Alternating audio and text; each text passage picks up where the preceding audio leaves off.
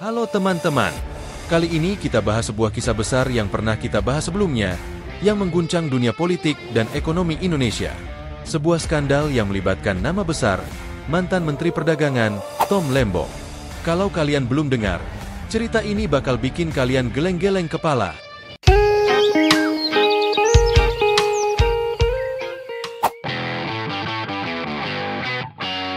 Bayangin, di tahun 2015, Indonesia sedang berada dalam situasi yang cukup stabil soal gula. Stok melimpah, harga aman, dan gak ada keluhan besar dari masyarakat.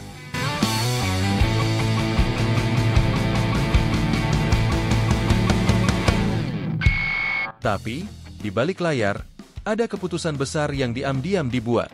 Tom Lembong, waktu itu Menteri Perdagangan, tiba-tiba kasih lampu hijau buat impor 105.000 ton gula.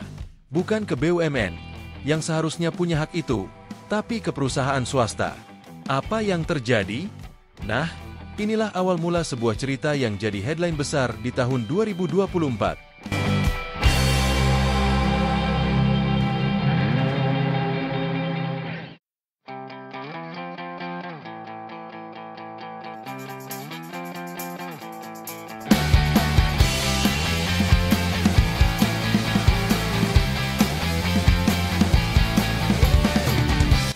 Awalnya nggak banyak yang tahu, proses impor itu berjalan lancar-lancar aja, atau setidaknya terlihat begitu. Tapi, masalah mulai mencuat ketika ditemukan dugaan penyimpangan yang bikin negara rugi besar. Nggak tanggung-tanggung, kerugian ini ditaksir mencapai 400 miliar rupiah. Sebuah angka yang kalau diubah jadi gula, mungkin cukup buat ngisi gudang satu kota kecil. Pertanyaannya, kenapa? Kenapa gula yang sudah cukup di dalam negeri masih harus diimpor? Kenapa izin itu jatuh ke tangan perusahaan swasta? Dan yang paling bikin penasaran, siapa yang diuntungkan?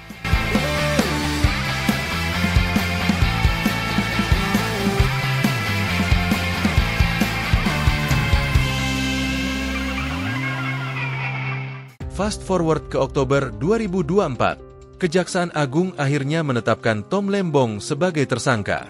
Setelah bertahun-tahun jadi misteri, kasus ini mulai menemui titik terang. Tom Lembong ditahan di Rutan Salemba untuk menjalani proses hukum. Tapi ini bukan akhir cerita teman-teman. Justru, disinilah babak baru dimulai.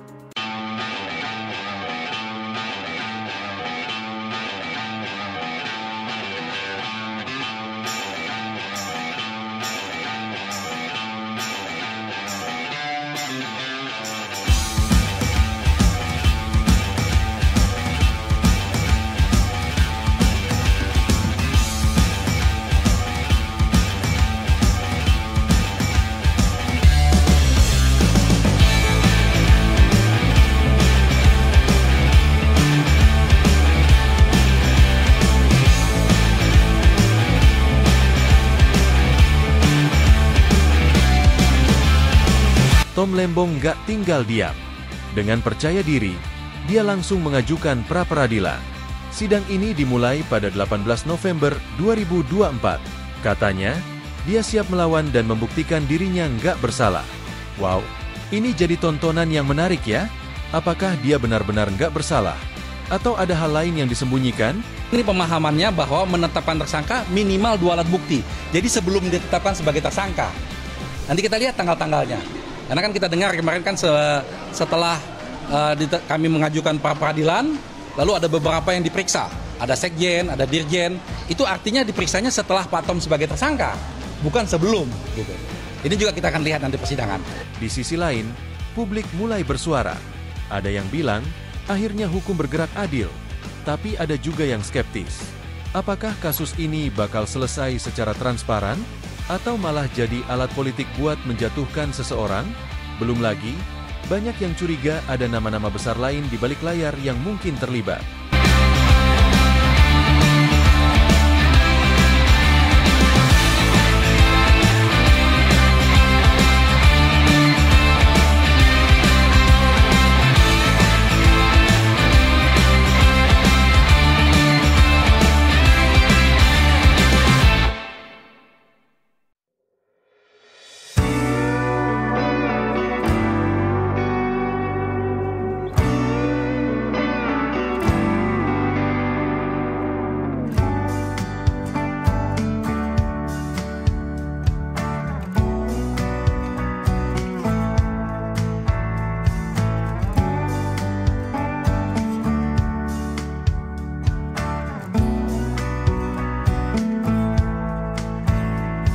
Jadi teman-teman, kasus ini masih panjang.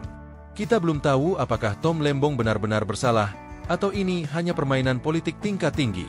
Tapi yang jelas, kasus ini jadi pengingat buat kita semua, bahwa kekuasaan itu harus dijalankan dengan amanah.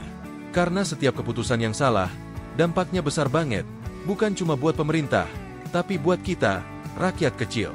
Kalau kalian punya pendapat soal kasus ini, tulis di kolom komentar ya. Kira-kira, menurut kalian, apa yang bakal terjadi selanjutnya?